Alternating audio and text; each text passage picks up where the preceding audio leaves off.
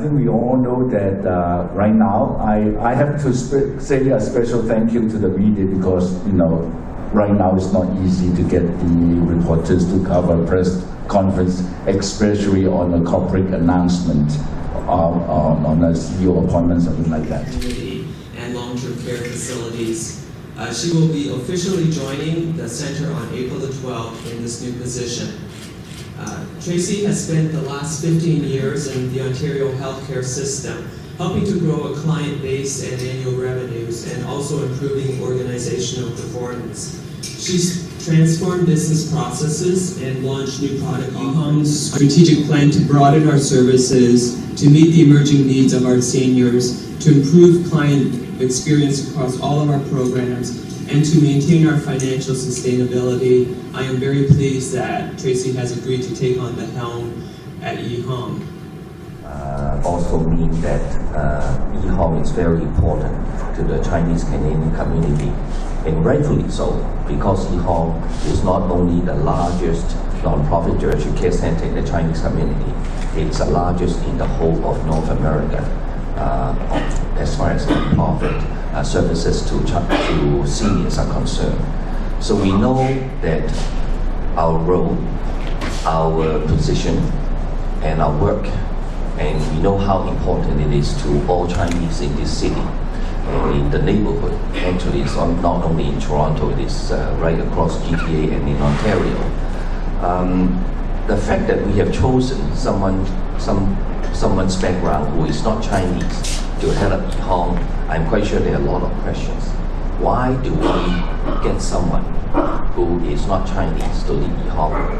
So this is an important question that we expect the Chinese community to ask, and it is also a question that we are prepared to answer. The CEO position has been empty since it has been vacant since November of last year. So Yee Hong has been trying very hard to find a suitable person to lead Yee Hong into a new era. Although Yee Hong is very big, as I said, it is the largest non-profit geriatric center in North America, but there are still a lot of gaps in Yee Hong services, and there are a lot of needs even in the Chinese community that we have not been able to meet. So the next phase of development for Yee Hong and for the Chinese community is very critical. We fully understand our obligations and our responsibilities.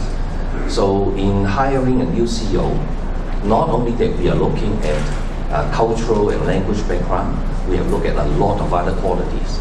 As Corinne said, Tracy comes with such impeccable quality services in health services to seniors in the private sector. Yee Hong is lacking in those private sector experience.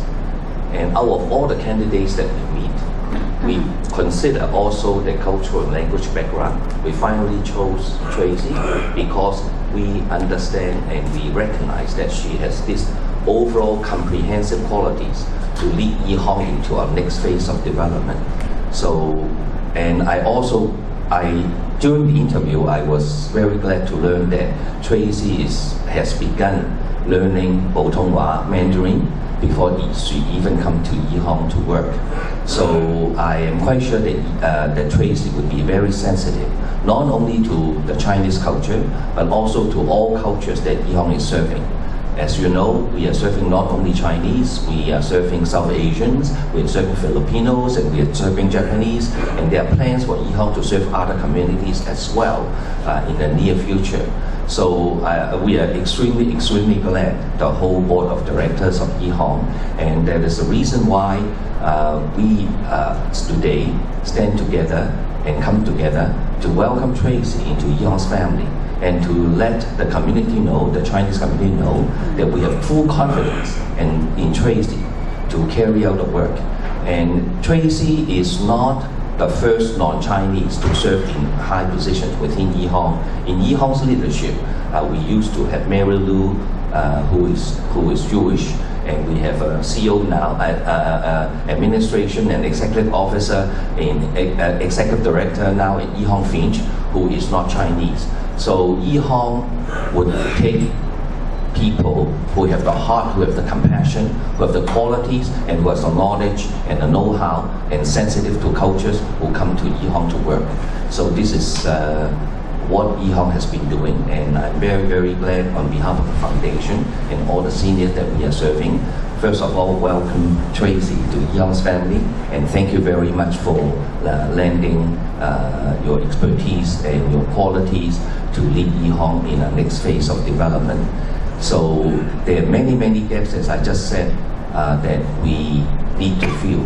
And the first one, many of you have heard that we are developing a residential hospice. So the residential hospice is not only the first one in Scarborough, the first one that used Chinese language and culture as the background to serve our seniors. So it is very important for the whole of Canada, particularly in Southern Ontario. So this is something that Yee Hong has long been hoping to build, and finally come into being.